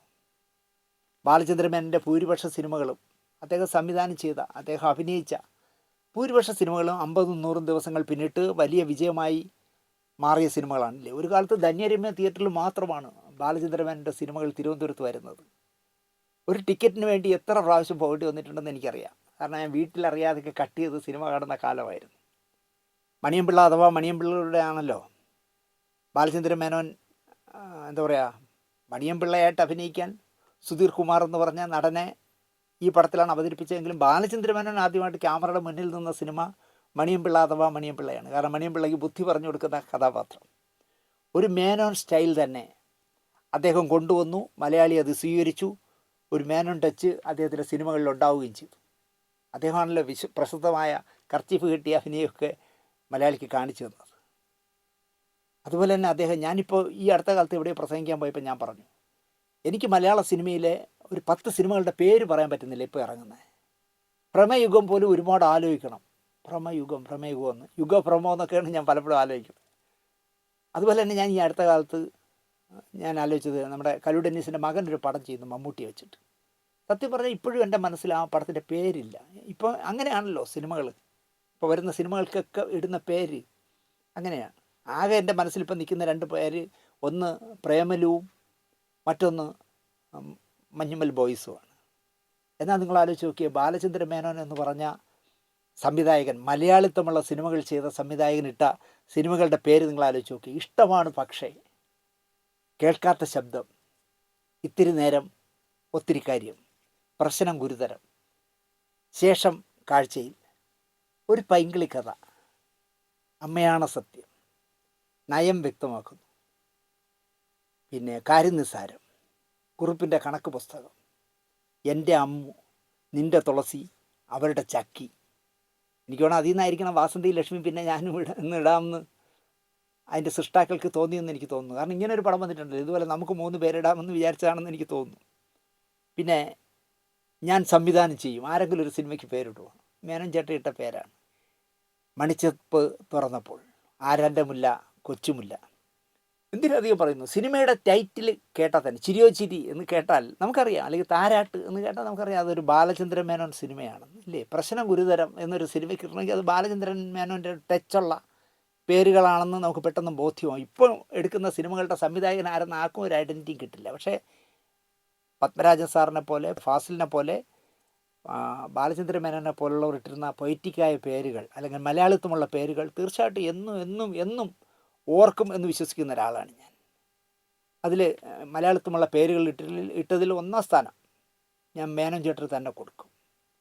അടുത്തിടെ ഒരാൾ എന്നോട് പറഞ്ഞത്, ഐസ്ക്രീം എന്ന് കേട്ടാലേ നമുക്കൊരു കേരളത്തിലെ ഒരു രാഷ്ട്രീയ നേതാവിൻ്റെ മുഖം പെട്ടെന്ന് മനസ്സിലേക്ക് ഓടി വരും. സത്യമാണ്, ഇല്ലേ? ഐസ്ക്രീം എന്ന് പറഞ്ഞാൽ നമുക്ക് പെട്ടെന്ന് അതാണ് ഓർമ്മ വരുന്നത്. അതുപോലെയാണ് ഏപ്രിൽ എന്ന് പറഞ്ഞാൽ നമ്മൾ ബാലചന്ദ്രൻ മേനോനെ ഓർക്കുമെന്നാണ് അദ്ദേഹം എന്നോട് പറഞ്ഞത്. കാരണം ഏപ്രിൽ 18 എന്ന് പറയുന്ന സിനിമയിൽ കുട്ടാ എന്നൊക്കെ പറഞ്ഞ് ശോഭനയുടെ പുറകെ നടക്കുന്ന ആ പോലീസ് ഓഫീസർ, മനോഹരം, നല്ല സിനിമയല്ലേ? അഴിമതി നാറാവിള്ളയായിട്ട് അടർവാസിയൊക്കെ അഭിനയിച്ച സിനിമ. അപ്പോൾ ഏപ്രിൽ 18 എന്ന് പറഞ്ഞ പടത്തിനെ മലയാളിയുടെ ഒരു സ്മാരകം പോലെ ഓർക്കുന്ന സിനിമയാണ്. അത് ഒരു മേനോന് മാത്രം അവകാശപ്പെട്ട കാര്യമാണ്. നമ്മൾ ഏപ്രിൽ എന്ന് പറഞ്ഞാൽ പെട്ടെന്ന് നമ്മളെ മനസ്സിലേക്ക് ഏപ്രിൽ 18 കടന്നു വരും. അദ്ദേഹം ചെയ്ത അടുത്ത പടം ഏപ്രിൽ 19 എന്നൊരു പടം ഉണ്ട്. എങ്കിൽ പോലും ഏപ്രിൽ 18 സ്റ്റാമ്പ് അടിച്ചു കൊടുത്തത് മലയാളി. മറ്റൊരു കാര്യം, ഉത്രാട രാത്രി മുതൽ എന്നാലും ശരത്ത് വരെ അദ്ദേഹം 36 സിനിമ എന്തോ സംവിധാനം ചെയ്തു. ഇതിലൊരു സിനിമ പോലും സ്വദേശത്തു നിന്നോ വിദേശത്തു നിന്നുള്ള ഏതെങ്കിലും ഒരു സിനിമയിൽ നിന്ന് ചുരണ്ടിയതാണെന്ന് അദ്ദേഹത്തിൻ്റെ ശത്രുക്കൾ പോലും ഇന്നുവരെ പറഞ്ഞിട്ടില്ല. മലയാളത്തിലൊരു ബാലചന്ദ്രൻ മേനോന് മാത്രമേ ആ ക്രെഡിറ്റ് അവകാശപ്പെടാൻ പറ്റൂ. വിദേശത്തുള്ള കാൻ ഫിലിം ഫെസ്റ്റിവലിൽ വന്ന സിനിമയിൽ നിന്ന് ചുരണ്ടിയതാണ് ഇതെന്നോ, അല്ലെങ്കിൽ മറ്റ് എന്താ പറയുക ഹോളിവുഡ് സിനിമകളിൽ നിന്നോ, അല്ലെങ്കിൽ തെലുങ്കിൽ നിന്നോ, കന്നഡയിൽ നിന്നോ, തമിഴിൽ നിന്നോ, അല്ലെങ്കിൽ മലയാളത്തിൽ നിന്ന് തന്നെ, ഇവിടെ മലയാളത്തിൽ നിന്ന് കോപ്പി അടിക്കുന്നവരാണല്ലോ ഇവിടെ ഉള്ളത്. ഇവിടെ ഇപ്പോൾ പറയാൻ പോയെന്ന് എനിക്കറിയാം, എന്നാലും ഞാൻ പറയുന്നു, അച്ചാണി എന്ന് പറഞ്ഞ സിനിമയല്ലേ വാത്സല്യം. അങ്ങനെ ഒരുപാട് സിനിമകൾ നമുക്ക് മനസ്സിലൂടെ ഓടിപ്പോവും. പക്ഷേ ബാലചന്ദ്രൻ മേനോൻ ചെയ്ത ഒരു സിനിമയെക്കുറിച്ച് ശത്രുക്കൾ പോലും പറഞ്ഞിട്ടില്ല ഇത് ഇന്ന സിനിമയിൽ നിന്ന് ചുരണ്ടിയതാണെന്ന്. അത് അദ്ദേഹത്തിൻ്റെ മാത്രം സൃഷ്ടിയാണ്, അത് അദ്ദേഹത്തിന് മാത്രം അവകാശപ്പെട്ടതാണ്. മലയാള സിനിമയിൽ മറ്റാർക്കും അവകാശപ്പെടാൻ പറ്റില്ല എന്ന് നമുക്ക് ഉറപ്പിച്ച് പറയാം. നല്ലതായാലും ചീത്തയായാലും മേനോൻ സിനിമകൾ മേനോൻ സിനിമ തന്നെ, മേനോൻ്റെ തന്നെ സിനിമ. അതിൽ മലയാളത്തുമല്ലാതെ മായമില്ല എന്നുള്ളതാണ് ബാലചന്ദ്രൻ മേനോൻ മലയാള സിനിമയ്ക്ക് നൽകിയ സംഭാവന. പാരാൻ്റെ മുല്ല കൊച്ചുമുല്ല എന്ന് പറഞ്ഞ ഒരു സിനിമയിൽ അദ്ദേഹത്തിൻ്റെ കഥാപാത്രത്തിൻ്റെ പേര് രസകരമായ പേരാണ്, അനാഥൻ. ആര് ചോദിക്കുമ്പോൾ, അവർ ലക്ഷ്മിയൊക്കെ ചോദിക്കുമ്പോൾ എന്താ പേര് നിഗമോ, അനാഥൻ എന്ന് പറയും. അപ്പോൾ ഈ അനാഥനെക്കുറിച്ച് ഞങ്ങൾക്ക് ഒരു കഥ ഞങ്ങളുടെ ശാന്തിളക്കാർക്ക് പറയാനുണ്ട്. ആ സിനിമ ഇറങ്ങിയ കാലത്ത് ഞങ്ങളുടെ നാട്ടിൽ എൻ്റെ ഒരു സുഹൃത്തിന് അനാഥനെന്ന് പേരടിച്ചു കൊടുത്തു നാട്ടുകാർ. കാരണം എന്താണെന്ന് ചോദിച്ചാൽ, ചെറുപ്രായത്തിൽ ആ സുഹൃത്തിന് നേവിയിൽ ജോലി കിട്ടി. വളരെ കർക്കശക്കാരനായ ആളായിരുന്നു അദ്ദേഹത്തിൻ്റെ അച്ഛൻ. അദ്ദേഹം നേവിയിലെ ഉദ്യോഗസ്ഥനായിരുന്നു. അദ്ദേഹം എൻ്റെ സുഹൃത്ത് പണി കിട്ടി നേവിയിലേക്ക് പോകുന്നതിന് മുമ്പ് അയൽപക്കത്ത് താമസിക്കാൻ വന്ന ഒരു പെൺകുട്ടിയുമായിട്ട് പ്രേമിച്ചു എന്ന് പറഞ്ഞാൽ അസ്ഥി പിടിച്ചു എന്ന് പറയുന്നതായിരിക്കും ശരി. അയാൾക്കാണെങ്കിൽ ഒരു നിമിഷം പോലും ഈ പ്രണയിനിയെ പിരിഞ്ഞിരിക്കാൻ കഴിയില്ല, അത്രയ്ക്ക് അസ്ഥി പിടിച്ചു പോയി പ്രേമം. അയാൾ ചെയ്യുന്ന പണി എന്താണെന്ന് ചോദിച്ചാൽ, കൊച്ചിയിൽ നിന്ന് ഒരു 5 മണിക്കോ 6 മണിക്കോ എന്തോ ഡ്യൂട്ടി കഴിഞ്ഞിട്ട് കൂടെ ഉള്ളവരോട് എന്തോ സഹായമൊക്കെ വാങ്ങി അവിടുന്ന് മുങ്ങും. പാതിരാത്രിയാവുമ്പോൾ ശാന്തിവിളയിലെത്തും.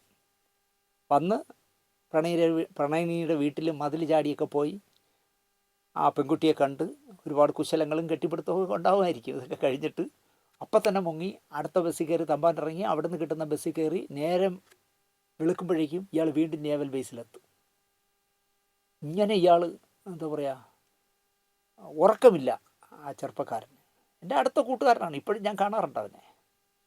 അപ്പോൾ എന്ത് പറ്റിയെന്ന് കേട്ടാൽ, 24 മണിക്കൂറും ഈ പ്രണയിനിയെക്കുറിച്ച് ആലോചിച്ചുകൊണ്ടിരുന്നതുകൊണ്ടാണ്, അതല്ലെങ്കിൽ ഉറങ്ങാത്തത് കൊണ്ടാണോ എന്താണെന്നറിയില്ല, നേവൽ ബേസിൽ ലാൻഡ് ചെയ്യാനായിട്ട് വന്ന ഒരു വിമാനത്തിന് ഇയാൾ റെഡ് സിഗ്നൽ കൊടുത്തു. അപ്പോൾ ഇവിടെ എന്തോ ഇറങ്ങാൻ പറ്റാത്ത എന്തോ ടെക്നിക്കൽ എറർ ഉണ്ടെന്ന് മനസ്സിലാക്കിയിട്ട് ആ വിമാനം പോയി കോയമ്പത്തൂർ ഇറങ്ങി.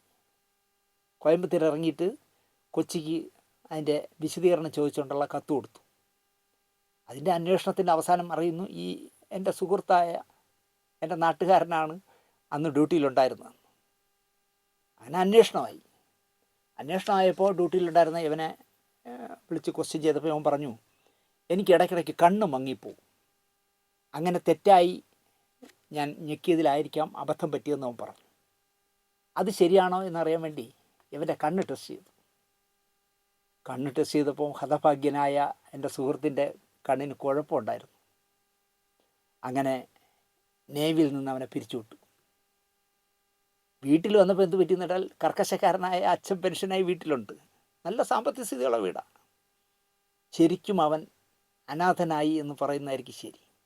ഈ സമയത്താണ് ആരാൻ്റെ മുല്ല കൊച്ചുമില്ല എന്ന് പറഞ്ഞ മേനോൻ്റെ പടം റിലീസാവുന്നത്. പ്രണയിനിയെ വിവാഹം കഴിച്ച് 2 കുട്ടികളുമായി ഇപ്പം ഭംഗിയായിട്ട് ജീവിക്കുന്നുണ്ട്. പക്ഷേ ആ പ്രണയിനിയെ കല്യാണം കഴിക്കുന്നതിന് മുമ്പ് തന്നെ ശാന്തിയുള്ളക്കാരെല്ലാം കൂടി അവന് ഒരു പേരടിച്ചു കൊടുത്തു, അനാഥൻ. ഇപ്പോഴും എന്താ പറയുക, അവനെക്കുറിച്ച് ആരെങ്കിലും ചോദിച്ചാൽ അവൻ്റെ പേരിനൊപ്പം അനാഥനും കൂടെ ചേർത്തേ പറയും. ഇനി ഇത് കണ്ടിട്ട് അവൻ എന്നെ ചീത്ത വിളിക്കുമോ എന്നാണ് എനിക്ക് പേടി. അപ്പം ഞാൻ പറയുന്നത്, ഒരു തലമുറയെ സ്വാധീനിച്ച സംവിധായകനായിരുന്നു ബാലചന്ദ്രൻ മേനോൻ. സൃഷ്ടി സ്ഥിതി സംഹാരം നടത്താൻ കരുത്തുള്ള സിനിമാ പ്രസിദ്ധീകരണമായിരുന്നല്ലോ 10-30 വർഷക്കാലം നാന. അപ്പം നാനയുടെ മദ്രാസ് ലേഖകനായാണ് ബാലചന്ദ്രൻ മേനോൻ തുടക്കം കുറിച്ചതെന്ന് ഞാൻ ഇതിൻ്റെ ആമുഖമായിട്ട് പറഞ്ഞു. അദ്ദേഹം ആദ്യമായിട്ടൊരു പടം സംവിധാനം ചെയ്തു, ഉത്രാടരാത്രി. ആ ഉത്രാടരാത്രിക്ക് നാന നല്ല പ്രചാരം നൽകി. തുടർന്ന് ചെയ്ത രാധ എന്ന പെൺകുട്ടിയും കലികയും നാനയാണ് നിർമ്മിച്ചത്. കലികയുടെ ചിത്രീകരണം നടക്കുമ്പോൾ ബാലചന്ദ്രൻ മേനോനും നാനയുമായിട്ട്, നിർമ്മാതാക്കളുമായിട്ട് എന്തോ പ്രശ്നത്താൽ തെറ്റി. അങ്ങനെ സംവിധായകൻ്റെ പേര് വയ്ക്കാതെ റിലീസ് ചെയ്ത, എനിക്ക് തോന്നുന്നു ആദ്യത്തെ സിനിമയായിരിക്കും കലിക. വർഷങ്ങളോളം ബാലചന്ദ്രൻ മേനോന് എതിരെ, അല്ലെങ്കിൽ ബാലചന്ദ്രൻ മേനോനെ നശിപ്പിച്ചേ അടങ്ങും എന്നുള്ള രീതിയിൽ നാന കെണികളൊരുക്കി. മേനോൻ്റെ സിനിമകളുടെ ഒരു വാർത്തയോ ഒരു സ്റ്റില്ലോ പരസ്യമോ പോലും, അല്ലെങ്കിൽ ബാലചന്ദ്രൻ മേനോൻ എന്നൊരു പേര് പോലും നാനയിൽ പ്രിൻ്റ് ചെയ്യില്ലായിരുന്നു വർഷങ്ങളോളം. നാനയ്ക്ക് തളർത്താൻ കഴിയാതെ പോയ പ്രതിഭയായിരുന്നു ബാലചന്ദ്രൻ മേനോൻ എന്ന് പറയാം. ഞാൻ വിചാരിച്ചിട്ടൊന്നും ബാലചന്ദ്രൻ മേനോൻ ഒരു ചുക്ക് സംഭവിച്ചില്ല. അങ്ങനെ 10-25 വർഷക്കാലത്തിന് ശേഷം ഒരു നാൾ ബാലചന്ദ്രൻ മേനോൻ എന്ന് പറഞ്ഞാൽ മലയാളിക്ക് ആരാണെന്ന് അറിയാമെന്ന് തെളിഞ്ഞതിന് ശേഷം അദ്ദേഹം ഒരു നാൾ, ഞാൻ നേരത്തെ സ്ക്രിപ്റ്റ് വായിക്കാൻ ചെന്നതുപോലെ സുസ്മേരവദനായി നാനയുടെ കൊല്ലത്തെ ഓഫീസിലേക്ക് കയറി ചെന്നു, തോൽപ്പിക്കാൻ കഴിയാത്ത ജേതാവായിട്ട്. പക്ഷേ വിമല രാജാകൃഷ്ണൻ എന്ന് പറഞ്ഞ കുമാരിയമ്മ എന്ന് സിനിമാക്കാർ സ്നേഹത്തോടെ വിളിക്കുന്ന, ബഹുമാനത്തോടെ വിളിക്കുന്ന കുമാരിയമ്മയും പിണക്കമെല്ലാം മറന്ന് മേനോനെ ഓഫീസിൽ സ്വീകരിച്ചു. അങ്ങനെ നാനയായിട്ടുള്ള പിണക്കം അവസാനിച്ചു. അപ്പോഴേക്കും എൻ്റെ നാനയുടെ ഉടമസ്ഥനായിരുന്ന കൃഷ്ണസ്വാമി റെഡ്ഡിയാർ മരിച്ചു കഴിഞ്ഞിരുന്നു. 1997 മികച്ച ദേശീയ നടന്മാരായി സമാന്തരത്തിൽ അഭിനയിച്ച ബാലചന്ദ്രൻ മേനോനും കളിയാട്ടത്തിൽ അഭിനയിച്ച സുരേഷ് ഗോപിയും പങ്കിട്ടു നാഷണൽ അവാർഡ് പങ്കിട്ട് വാങ്ങിയ 2 പേരുടെയും ഒരു കവർ സ്റ്റോറി അടിക്കാൻ ഇന്ത്യ ടുഡേയുടെ മലയാളം പതിപ്പുകാർ തീരുമാനിച്ചു. ഞാനപ്പോൾ ഇന്ത്യ ടുഡേ തുടങ്ങിയത് മുതൽ അവസാനിക്കുന്നവരെ അതിൻ്റെ ഫിലിം പേജ് ചെയ്തിരുന്നു. അതുകൊണ്ട് എനിക്ക് കൂടുതൽ അത് മനസ്സിലാക്കാൻ കഴിയും. ബാലചന്ദ്രൻ മേനോനും സുരേഷ് ഗോപിയുടെയാണ് കവർ സ്റ്റോറി എന്ന് തീരുമാനിച്ചു. ഇരുവരുടെയും അഭിമുഖങ്ങളെല്ലാം എടുത്തു. ഇരുവരെയും ഒന്നിച്ച് നിർത്തി കവറിനായി ഫോട്ടോ എടുത്തു. രസം എന്താണെന്ന് ചോദിച്ചാൽ, ഇന്ത്യ ടുഡേയുടെ മലയാളം എഡിഷന് ഫോട്ടോകൾ എടുക്കുന്നത് ഒരു ശങ്കറാണ്. ഈ അടുത്ത കാലത്ത് മരിച്ചുപോയി, പാവം ശങ്കറാണ് ഫോട്ടോഗ്രാഫർ. അപ്പം ശങ്കറാണെങ്കിലോ വർഷങ്ങളോളം ബാലചന്ദ്രൻ മേനോൻ്റെ നിഴലായി മേനോൻ്റെ വിതരണ കമ്പനിയായ സേഫിൽ കഴിഞ്ഞിരുന്ന ആളാണ് ശങ്കർ. അപ്പോൾ ശങ്കർ 2 പേരുടെയും സമയം കണ്ടെത്തി ഫോട്ടോകൾ എടുത്ത് മദ്രാസിലേക്ക് അയച്ചു. അടിച്ചു വന്നപ്പോൾ കവറിൽ സുരേഷ് ഗോപി മാത്രമേ ഉള്ളൂ. നിങ്ങൾ ആലോചിച്ച് നോക്കൂ, ഇതിനപ്പുറം ഇൻസൾട്ട് ചെയ്യാൻ പറ്റുമോ എന്നാലോചിച്ച് നോക്കി. മേനോനെ നന്നായി നോവിച്ച അനുഭവമായിരുന്നു അത്. ഇതുപോലുള്ള ഒരുപാട് സ്ഥലങ്ങളിൽ ബാലചന്ദ്രൻ മേനോൻ ഒരു തെറ്റും ചെയ്യാതെ ഇതുപോലുള്ള ശിക്ഷ അനുഭവിച്ചിട്ടുണ്ട്. അല്ലെങ്കിൽ അദ്ദേഹത്തെ വിളിക്കാതിരുന്നാൽ പോരെ, സുരേഷ് ഗോപിയെ മാത്രം വെച്ച് അഭിമുഖം എടുത്ത് ഫോട്ടോ എടുത്ത് അടിച്ചാൽ പോരെ. പക്ഷേ രണ്ടുപേരുടെയും വെച്ച് ചെയ്യുന്നു. രണ്ടുപേരും തുല്യ അവാർഡ് വാങ്ങിയവരല്ലേ എന്ന് പറഞ്ഞ് ഫോട്ടോ ഒക്കെ എടുത്തിട്ടാണ് ഈ ചതി ചെയ്തത്. ജീവിതകാലം മുഴുവൻ അദ്ദേഹം ആ നമ്പർ ഓർക്കുമെന്നുള്ള കാര്യം ഉറപ്പാണ്. അതുപോലെ തന്നെ ദേശീയ അവാർഡ് ഡൽഹിയിൽ നൽകുന്ന അവാർഡ് നിശ നടക്കുന്നിടത്തും ഇതുപോലൊരു വിവേചനം നടന്നു.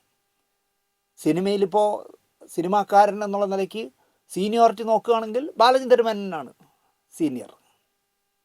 അതുപോലെ അദ്ദേഹം സുരേഷ് ഗോപിയായിട്ട് കമ്പയർ ചെയ്താൽ ബഹുമുഖ പ്രതിഭയല്ലേ. അദ്ദേഹം നടൻ മാത്രമല്ലല്ലോ, നിർമ്മാതാവാണ്, സംവിധായകനാണ്, വിതരണക്കാരനാണ്, തിരക്കഥാകൃത്താണ്, ഗായകനാണ്, എഡിറ്ററാണ്. അപ്പോൾ അദ്ദേഹം തന്നെയാണ് സീനിയർ. അല്ല എങ്കിൽ തന്നെയും പ്രായം കൊണ്ടും അദ്ദേഹം തന്നെയാണ് സീനിയർ. സിനിമയിൽ വന്നത് വെച്ച് നോക്കിയാലും അദ്ദേഹം തന്നെയാണ് സീനിയർ. അല്ല, ഇനിയിപ്പോൾ അക്ഷരം വെച്ചിട്ട് പേരിൻ്റെ അക്ഷരങ്ങൾ വെച്ചിട്ടാണ് സീനിയോറിറ്റി നിശ്ചയിക്കുന്നെങ്കിലും ബാലചന്ദ്ര മേനോൻ്റെ ബി കഴിഞ്ഞിട്ടില്ലേ സുരേഷ് ഗോപിയുടെ എസ് വരുള്ളൂ. പക്ഷേ എന്താണെന്ന് അറിഞ്ഞൂടാ, സുരേഷ് ഗോപിയെയാണ് ആദ്യം അവാർഡ് വാങ്ങാൻ വിളിച്ചത്. അതിൻ്റെ പിന്നാലെ ബാലചന്ദ്ര മേനോനെ വിളിച്ചു. ഇതൊന്നും 100% പ്രതിഭയായ ബാലചന്ദ്ര മേനോനെ തളർത്തിയിട്ടില്ല എന്നുള്ളതാണ് പ്രത്യേകം അടിവരയിട്ട് ഓർക്കേണ്ടത്.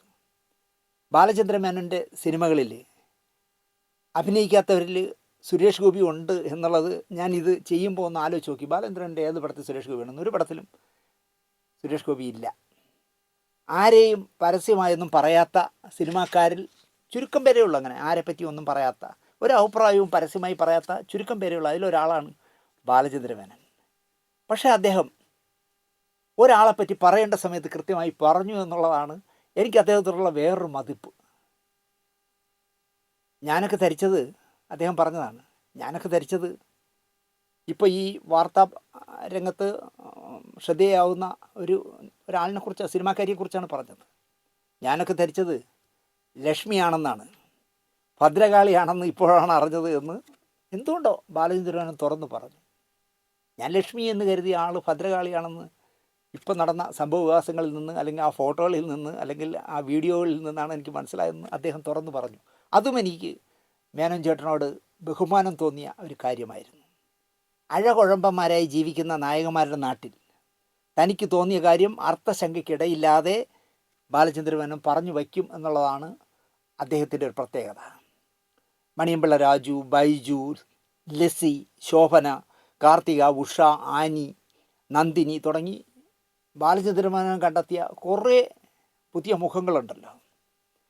അതിൽ ബാക്കി എല്ലാവരെയും ഉപേക്ഷിച്ചാലും, ഞാൻ അങ്ങനെയാണ് കാണുന്നത്, ബാക്കി എല്ലാവരെയും ഉപേക്ഷിച്ചാലും ശോഭന എന്ന് പറഞ്ഞ അഭിനേത്രിയെ മലയാളിക്ക് സമ്മാനിച്ച സംവിധായകൻ എന്ന നിലയ്ക്ക് ബാലചന്ദ്ര മേനോനെ എന്നും ഓർക്കണം മലയാളി, നന്ദിയോടെ ഓർക്കണം എന്ന് ഞാൻ പറയും. വർക്കല ഗസ്റ്റ് ഹൗസിൽ വിവാഹം സ്വർഗത്തിൽ എന്ന് പറഞ്ഞ ഒരു സിനിമയുടെ ഷൂട്ടിംഗ് നടക്കുകയാണ് വർക്കലയിൽ. അപ്പോൾ വർക്കലയ്ക്കടുത്ത് ഇടവയാണല്ലോ അദ്ദേഹം താമസിക്കുന്നത്. JD തോട്ടാനാണ് വിവാഹം സ്വർഗത്തിൽ എന്ന് പറഞ്ഞ പടത്തിൻ്റെ സംവിധായകൻ. പ്രേം നസീറും ഷീലയുമാണ് പ്രധാന വേഷം ചെയ്യുന്നത്. ഇടവ റെയിൽവേ ക്വാർട്ടേഴ്സിലാണ് ബാലചന്ദ്ര മേനോൻ്റെ താമസം. കൊച്ചു പയ്യനല്ലേ, അച്ഛൻ റെയിൽവേ ഉദ്യോഗസ്ഥനാണെന്ന് ഞാൻ നേരത്തെ പറഞ്ഞല്ലോ. ഒരു പകൽ മുഴുവൻ ഗസ്റ്റ് ഹൗസിൽ ഷൂട്ടിംഗ് ഉണ്ടെന്ന് എങ്ങനെയോ ബാലചന്ദ്ര മേനോൻ എന്ന് പറഞ്ഞ കുട്ടി അറിഞ്ഞു. ഒന്ന് ഷൂട്ടിംഗ് കാണണം, ചോദിച്ചാൽ അച്ഛൻ വിടില്ല. അച്ഛൻ 2 മണിക്ക് ഉണ്ണാൻ വരുന്നതിന് മുമ്പ്, ഡ്യൂട്ടി ചെയ്തുകൊണ്ടിരുന്നിട്ട് ഇടവ സ്റ്റേഷനിൽ നിന്ന് ക്വാർട്ടേഴ്സിലേക്ക് 2 മണിക്ക് ഉണ്ണാൻ വരുന്നതിനിടയിൽ തിരിച്ചു വന്നാൽ മതി എന്ന് പ്ലാൻ ചെയ്തു. ഒരു സൈക്കിൾ വാടകയ്ക്ക് എടുക്കാം എന്ന് തീരുമാനിച്ചു. അമ്മയോട് മാത്രം ഒരു ആമുഖമായിട്ട് പറഞ്ഞു ഞാൻ ചിലപ്പോൾ ഇങ്ങനെ പോകുമെന്ന്. അപ്പോൾ അവിടെ ഇടവയിൽ ഒരു മുറുക്കാൻ ഇട്ടിരിക്കുന്ന വിജയൻ എന്ന് പറഞ്ഞൊരു സുഹൃത്തുണ്ട്. വിജയനാണ് ഇദ്ദേഹത്തിൻ്റെ കൂട്ടുകാരൻ.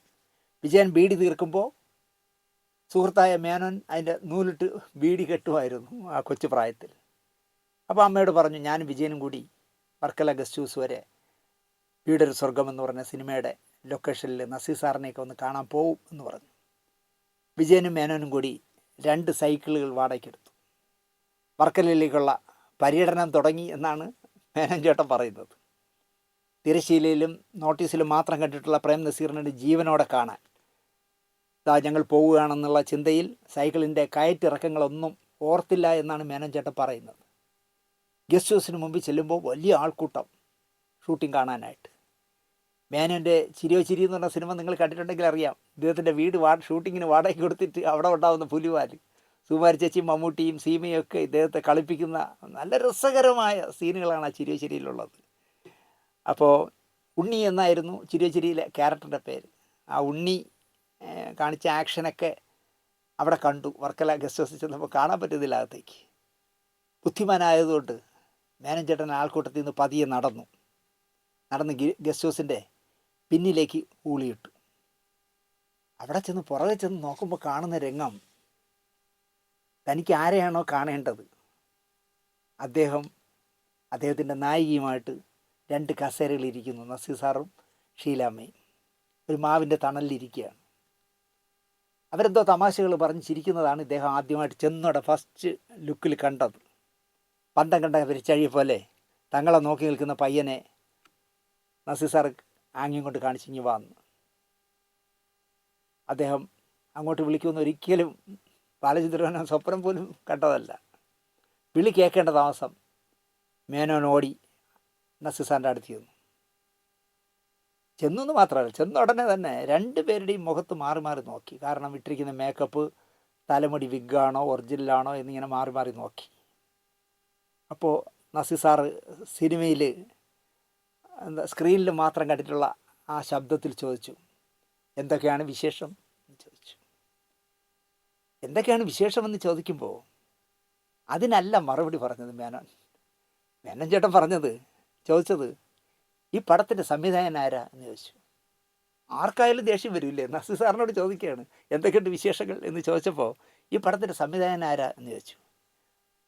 അങ്ങനെയുള്ളൊരു മറു ചോദ്യം നസീർ സാർ പ്രതീക്ഷിച്ചതേ അല്ല. ആഹാ, സംവിധായകനായിരുന്നോ? ഒരു ചെറു ചിരിയോടെ നസീർ സാർ അകത്തേക്ക് നോക്കി വിളിച്ചു, മിസ്റ്റർ തോട്ടാൻ വരണം. സംവിധായകനെ വിളിച്ചു, മിസ്റ്റർ തോട്ടാൻ വരണം, നിങ്ങളുടെ ഒരു വലിയ ആരാധകൻ വന്നിരിക്കുന്നു ഇവിടെ. അകത്തു നിന്നും നല്ല ഉയരമുള്ള വെള്ളത്തൊപ്പി വെച്ച ഒരാൾ ഇറങ്ങി വന്നു. ആജാനുബാഹുവായ ഒരാൾ ഇറങ്ങി വന്നു. സംവിധായകനാവണമെങ്കിൽ ഇത്രയും പൊക്കവും തലയിൽ തൊപ്പിയും വേണമെന്ന് ബാലചന്ദ്രമേനൻ, അപ്പോൾ കുഞ്ഞു ബാലചന്ദ്രമേനൻ മനസ്സിൽ കുറിച്ചിരിക്കാം. അദ്ദേഹം അടുത്ത് വന്നു. അപ്പം നസീർ സാർ പറഞ്ഞു, നിങ്ങളുടെ ഒരു ആരാധകനാണ് വന്നിരിക്കുന്നതെന്ന്. അപ്പോൾ ജഡി തോട്ടാൻ മേനോൻ ചേട്ടൻ ചോദിച്ചു, എവിടുന്ന് വരുന്നു? ഞാൻ ഇടവിയിൽ നിന്ന് വരുന്നു. എങ്ങനെ വന്നു? സൈക്കിളിൽ. ഹോ, ഇത്രയും ദൂരം സൈക്കിൾ ചവിട്ടി വന്നിരിക്കുകയാണല്ലേ എന്ന് അദ്ദേഹം ചോദിച്ചു. അതെ. അപ്പോൾ നസീർ സാർ ഇടപെട്ടു, നിങ്ങളുടെ ഫാനാണ്, എന്നെയും ഷീലയും ഒന്നും വേണ്ട. തോട്ടാൻ എന്ന ഡയറക്ടർ ആ നസീർ സാർ പറഞ്ഞു കേട്ടപ്പോൾ, അതായത് എന്നെയോ ഷീലയോ ഒന്നും ഈ നിൽക്കുന്ന പയ്യന് വേണ്ട, നിങ്ങളെ അന്വേഷിച്ചാണ് വന്നത്, അല്ലെങ്കിൽ നിങ്ങളുടെ ആരാധകനാണ് എന്ന് പറഞ്ഞപ്പോൾ ജഡി തോട്ടാൻ എന്താ പറയുക, ബാലചന്ദ്രമേനൻ എന്ന് പറഞ്ഞ ആ ചെറുപ്പക്കാരനെ, ആ പയ്യനെ അടിമുടിയൊന്ന് നോക്കി. എന്നിട്ട് ചിരിച്ചുകൊണ്ട് അദ്ദേഹം തലയിലിരുന്ന ആ വെള്ളത്തൊപ്പി ഊരി ബാലചന്ദ്രമേനോൻ എന്ന് പറഞ്ഞ കുട്ടിയുടെ തലയിൽ വെച്ചു കൊടുത്തു. ഒരു സംവിധായകൻ്റെ തൊപ്പി ആദ്യമായി മേനോൻ അണിയുന്നത് ജഡി തോട്ടാൻ വെച്ചു കൊടുത്താണ്. നല്ല പുണ്യമുള്ള കൈ എന്ന് പറയാം, അല്ലെങ്കിൽ നല്ല വർക്കത്തിയുള്ള കൈ എന്ന് പറയാം. അതിന് നിത്യഹരിത നായകൻ നസീർ സാറും ഷീലാമ്മയും സാക്ഷിയായിരുന്നു.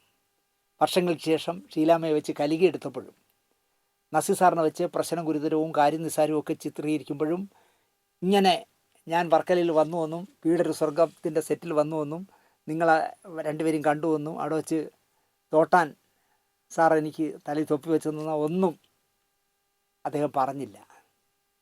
ആ തൊപ്പി വെച്ചപ്പോഴുണ്ടായ സന്തോഷം കൂടെ വന്ന സുഹൃത്ത് വിജയനോട് പോലും അദ്ദേഹം പറഞ്ഞില്ല. പക്ഷേ വിജയൻ കുറച്ചു കാലം മുമ്പ് ഈ ലോകം വിട്ടുപോയി, മരിച്ചുപോയി.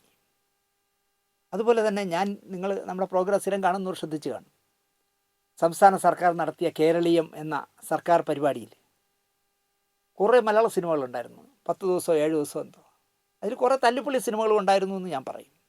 പക്ഷെ അങ്ങനെയുള്ള തല്ലിപ്പൊളി സിനിമകൾ പോലും കയറിപ്പോയപ്പോൾ തൻ്റെ ഒരു സിനിമ, ഒരേ ഒരു സിനിമ അതിലിടം നൽകിയില്ല എന്നുള്ള വേദന അമേരിക്കയിലിരുന്നുകൊണ്ട് ബാലചന്ദ്രമേനോൻ അദ്ദേഹത്തിൻ്റെ ഫേസ്ബുക്കിൽ കുറിച്ചു.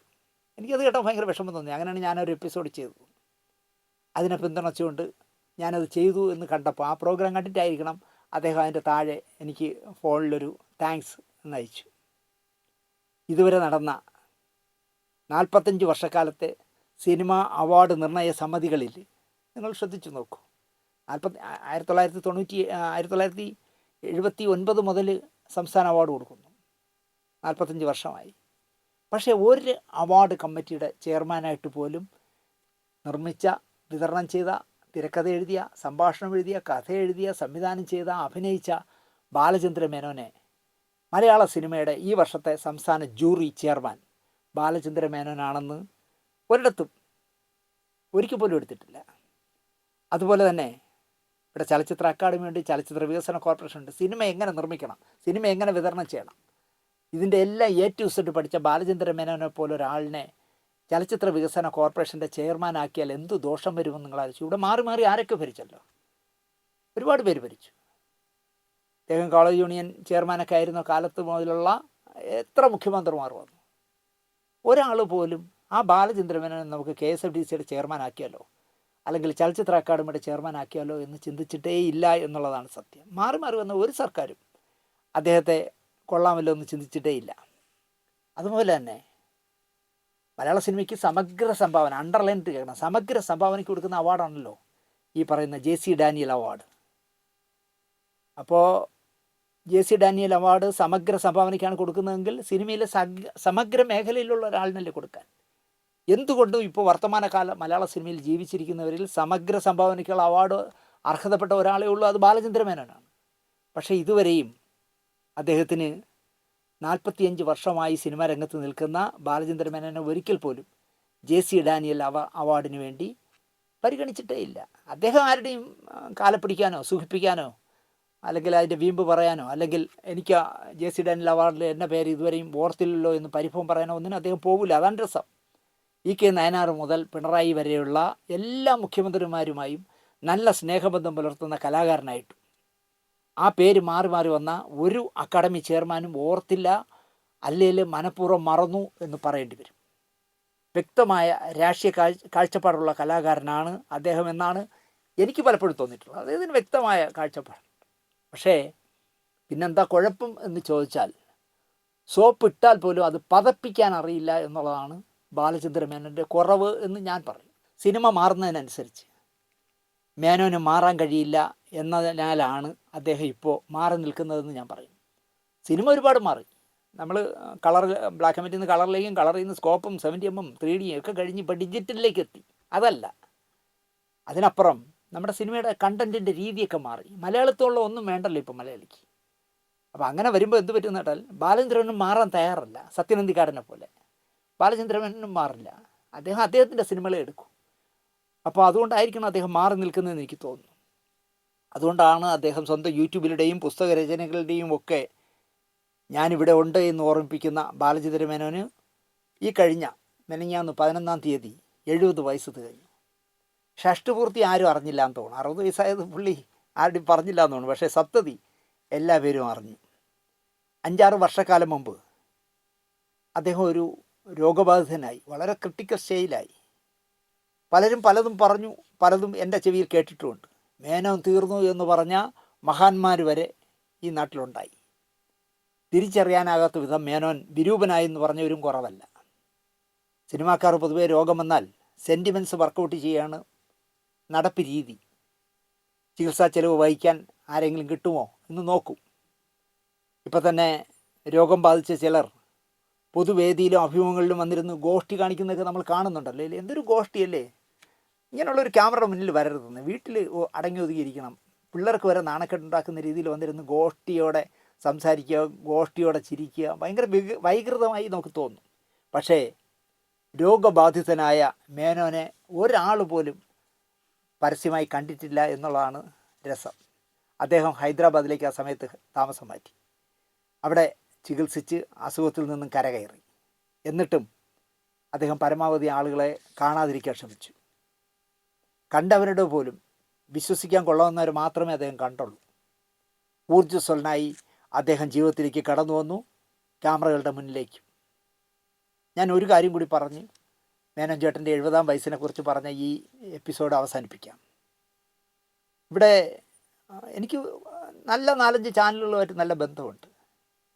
അപ്പോൾ അതിൽ മൂക്ക് കുത്തി താഴെ വീണ 2 ചാനലുകാരോട്, അതിൻ്റെ തലപ്പത്തിരിക്കുന്നവരോട് ഞാൻ പറഞ്ഞു, നിങ്ങളുടെ കൂടെ നടക്കുന്നവർ ലക്ഷങ്ങൾ വിഴുങ്ങിക്കൊണ്ട് പോകുന്നു എന്നല്ലാതെ നിങ്ങളുടെ ഈ ചാനലിന് ഒരു ഗുണവും ഉണ്ടാകുന്നില്ല. 2 ചാനലുകാരോട് ഞാൻ പറഞ്ഞ കാര്യമാണ് ഈ പറയുന്നത്, ചാനൽ മുതലാളിമാരോട്. നിങ്ങൾ എന്തുകൊണ്ട് ബാലചന്ദ്ര മേനോൻ എന്ന് പറഞ്ഞ ഒരാളെ പറ്റി ആലോചിക്കുന്നില്ല? ബാലചന്ദ്ര മേനോനെ കിട്ടിയാൽ നിങ്ങളുടെ ചാനൽ രക്ഷപ്പെടും എന്ന് ഞാൻ അവരോട് രണ്ടുപേരോടും പറഞ്ഞു. അയാൾ വന്നാൽ നമ്മൾ പറയുന്ന പോലൊന്നും കേൾക്കില്ല എന്നായിരുന്നു അതിലൊരു ചാനലുടമ എന്നോട് പറഞ്ഞ ഉത്തരം. അത് ശരിയാണ്, കാരണം മണ്ടത്തരങ്ങൾ മേനോൻ കേൾക്കില്ല, പക്ഷേ ചാനൽ രക്ഷപ്പെട്ടേനെ. 70-ാം വയസ്സിലും ഞാൻ പറയുന്നു, ഇദ്ദേഹത്തെ കേരളത്തിലെ അന്ത്യശ്വാസം വലിക്കുന്ന ഏതെങ്കിലും ഒരു ചാനൽ തലപ്പത്ത് കൂട്ടിയാൽ ഒരു 3 വർഷം സമയം കൂടി അദ്ദേഹത്തിന് കൊടുത്താൽ ഉറപ്പായിട്ട് ഞാൻ പറയുന്നു, വെന്റിലേറ്ററിൽ നിന്നും വാർഡിലേക്ക് മാറ്റാനുള്ള ചികിത്സ തരാനെങ്കിലും ബാലചന്ദ്ര മേനോന് കഴിയും എന്ന് എനിക്ക് ഉറപ്പുണ്ട്. കാരണം ഒരു വിഷൻ ഏത് കാര്യത്തിലുള്ള മനുഷ്യനാണ് ബാലചന്ദ്ര മേനോൻ. ഒരുപാട് വർഷങ്ങൾക്ക് മുമ്പ് അദ്ദേഹം ഹലോ എന്ന് പറഞ്ഞൊരു ടെലിഫിലിം എടുത്തു. ഇപ്പോഴും ഞാൻ എവിടെയെങ്കിലുമൊക്കെ പ്രസംഗിക്കാൻ പോകുമ്പോൾ ഫോണിൻ്റെ മര്യാദകളെ പറ്റി പറയുമ്പോൾ, അല്ലെങ്കിൽ എന്നെ ഫോണിൽ വിളിച്ച് ഹലോ എന്തൊക്കെയുണ്ട് വിശേഷങ്ങളെന്ന് പറഞ്ഞ് സംസാരം തുടങ്ങുമ്പോൾ ഞാൻ പറയും, നിങ്ങൾക്ക് ഫോണിൻ്റെ മര്യാദ അറിയില്ല മിസ്റ്റർ, ആരാണെന്ന് പറയാതെയാണ് നിങ്ങൾ സംസാരം തുടങ്ങുന്നത്. നിങ്ങൾ ആ ബാലചന്ദ്ര മേനോൻ്റെ ഹലോ എന്ന് പറഞ്ഞ ടെലിഫിലിം കാണുമെന്ന് ഞാനൊരു 100 പേരോടെങ്കിലും പറഞ്ഞിട്ടുണ്ട്. എനിക്ക് അത്രയും ഇഷ്ടപ്പെട്ട, ഞാൻ അതിനുശേഷം ആ ഫോൺ മര്യാദ പാലിക്കുന്ന ഒരാളാണ്. അപ്പോൾ ഞാൻ പറയുന്നത്, ഹലോ എന്ന ടൈറ്റിലിൽ മേനോൻ ഫോൺ മര്യാദയെപ്പറ്റി ചെയ്ത ഒരു പ്രോഗ്രാം വർഷങ്ങൾക്ക് മുമ്പ് ചെയ്തതാണ്. V-Trax-ലാണ് അത് ചെയ്തത്. അത് എഡിറ്റ് ചെയ്തിട്ട് ഇദ്ദേഹം പോയ ശേഷം ഞാൻ അവിടെ പ്ലേ ചെയ്ത് കാണുമായിരുന്നു. അത് കണ്ട അന്ന് മുതൽ എൻ്റെ മനസ്സ് പറയുന്നതാണ്, ഈ മനുഷ്യൻ മലയാളത്തിലെ ഒരു ചാനലിൻ്റെ ഫിക്ഷൻ ഹെഡായി വന്നാൽ മലയാളിക്ക് ഉറപ്പാണ് പുതുമകൾ നിറഞ്ഞ ഒരുപാട് പ്രോഗ്രാമുകൾ കാണാൻ പറ്റുന്നൊരു ചാനലായി അത് വളരുമെന്നുള്ള ഒരു ഉറപ്പാണ്. പക്ഷേ നമ്മുടെ ഇവിടുത്തെ ചാനൽ മുതലാളിമാർക്ക് നമ്മൾ പറയുന്ന പോലെ റാൻ മുളാൻ ബാലചന്ദ്രനെ നിൽക്കില്ല എന്നുള്ളൊരു പേടിയുള്ളതുകൊണ്ടായിരിക്കും അദ്ദേഹത്തെ അടുപ്പിച്ചിട്ടേ ഇല്ല. ആരും ചോദിച്ചിട്ടില്ല, മിസ്റ്റർ മേനോൻ ഞങ്ങളുടെ ചാനലിൻ്റെ ഒന്ന് ഹെഡാവാമോ എന്ന് ചോദിച്ചിട്ടേ ഇല്ല. ഊർത്തശ്വാസം വലിക്കുന്ന എത്ര ചാനലുകൾ കേരളത്തിലുണ്ടെന്ന് ആലോചിച്ച് നോക്കി. ഞാൻ അപ്പോഴൊക്കെ ആലോചിക്കും, ഒരുപാട് കാശുണ്ടായിട്ടും രക്ഷപ്പെടാതെ കിടക്കുന്ന ഏതെങ്കിലും ഒരു ചാനൽ ബാലചന്ദ്ര മേനോനെ പോലെ ഒരാളിനെ ഏൽപ്പിച്ചാൽ ആ ചാനലിൽ വ്യത്യസ്തമായ, ഇതുവരെ നമ്മൾ TV രംഗത്ത് കണ്ടിട്ടില്ലാത്ത വ്യത്യസ്തമായ നിരവധി പ്രോഗ്രാമുകൾ ചെയ്ത് കാണിക്കാൻ കഴിവുള്ള ആളാണ് മേനോൻ ചേട്ടൻ. ഞാൻ പറഞ്ഞ് ഒരുപാട് ദീർഘിപ്പിച്ചു പോയോ എന്ന് എനിക്കറിയില്ല. ബാലചന്ദ്ര മേനോൻ എന്ന് പറഞ്ഞ നടനെക്കുറിച്ച് ഇപ്പോൾ ഇതിൽ പറഞ്ഞതുപോലെ വ്യത്യസ്തമായ ഒരു 100 കഥകൾ വേണമെങ്കിൽ എനിക്ക് പറയാൻ കഴിയും. അത്രയും അനുഭവ സമ്പത്തുണ്ട് എനിക്ക് മേനോൻ ചേട്ടനെ കുറിച്ച്. അതുപോലെ തന്നെ നമ്മുടെ ഒരു പ്രോഗ്രാം കണ്ടാൽ അത് കണ്ടു എന്ന് പറയാൻ സിനിമയിലുള്ളവർക്ക് താല്പര്യമില്ല. അവരെപ്പറ്റി തെറി പറഞ്ഞാൽ മാനനഷ്ട കേസ് കൊടുക്കും, എന്നെ തെറി പറഞ്ഞു എന്ന് പറഞ്ഞിട്ട്. പക്ഷേ നമ്മുടെ ഒരു നല്ല പ്രോഗ്രാം കണ്ടാൽ, അല്ലെങ്കിൽ മോശം പ്രോഗ്രാം ആവട്ടെ, അതിനെ വിമർശന വിധേയമാക്കിക്കൊണ്ട് നമ്മളോട് സംസാരിക്കാൻ തയ്യാറാവുകയില്ല, ആരും കണ്ടില്ല എന്നേ പറയും. പക്ഷേ മേനോൻ ചേട്ടൻ അതിൽ നിന്ന് വ്യത്യസ്തനാണ്. എനിക്ക് ഏതോ ഒരു എപ്പിസോഡ് ഞാൻ ചെയ്തപ്പോൾ അത് കണ്ടിട്ട് അദ്ദേഹം എനിക്കൊരു മെസ്സേജ് ഇട്ടു, നിങ്ങൾ വിഷയം പഠിച്ച് പ്രോഗ്രാം ചെയ്യുന്ന ആളാണ്, അത് നിങ്ങളുടെ പ്രോഗ്രാമിൻ്റെ ക്വാളിറ്റിയിൽ കാണാനുണ്ട് എന്ന് പറഞ്ഞ് എനിക്ക് മെസ്സേജ് ഇട്ടു. ഞാൻ അതൊക്കെ നിധി പോലെ സൂക്ഷിക്കുന്ന ആളാണ് മനസ്സിൽ. കാരണം ഒരു ബാലചന്ദ്ര മേനോനെങ്കിലും എൻ്റെ പ്രോഗ്രാം കണ്ടിട്ട് നിങ്ങളത് നന്നായി ചെയ്തു, അല്ലെങ്കിൽ ഹോംവർക്ക് ചെയ്യുന്നവനാണ് എന്ന് പറഞ്ഞപ്പോൾ എനിക്കത് വലിയ എന്താ പറയുക, അവാർഡ് കിട്ടിയതിന് തുല്യമാണ്. മേനോൻ ചേട്ടനെ കുറിച്ച് ഇനിയും ഒരുപാട് ചെയ്യാനുണ്ട്. ഇതിൻ്റെ പിന്നാലെ ഇതുപോലെ ഓരോ അവസരങ്ങളിൽ ചെയ്യാമെന്ന് പറഞ്ഞുകൊണ്ട് ജീവിതത്തിലേക്ക് ശക്തനായി കടന്നു വന്ന് സിനിമാ രംഗത്ത് വീണ്ടും ഇനിയും ഒരംഗത്തിന് ബാല്യമുണ്ട് എന്ന് തെളിയിച്ച മേനോൻ ചേട്ടന് 70 വയസ്സെന്ന് പറയുമ്പോൾ സത്യത്തിൽ എനിക്ക് അതിശയം തോന്നുന്നു. 70 വയസ്സൊന്നും മേനോൻ ചേട്ടനെ കണ്ടാൽ തോന്നുന്നില്ല. അത്രയും ഓജസ്സുള്ള, സംസാരിക്കുന്നതിൽ പോലും ക്ലാരിറ്റിയുള്ള മലയാളത്തിൻ്റെ പ്രിയപ്പെട്ട മേനോൻ ചേട്ടന് ആയുസ്സും ആരോഗ്യവും നേർന്നുകൊണ്ട് ഈ എപ്പിസോഡ് തൽക്കാലം ഇവിടെ നിർത്തുന്നു. നന്ദി, നമസ്കാരം. പിരിയുന്ന കൈവഴികൾ ഒരുമിച്ചു ചേരുന്ന വഴിയമ്പലത്തിൻ്റെ ഉള്ളിൽ ഒരു ദീർഘനിശ്വാസം ഇടവേളയാക്കുവാൻ ഇടറുന്ന കോലങ്ങൾ നമ്മൾ. ഇതു ജീവിതം, മണ്ണിലിതു ജീവിതം.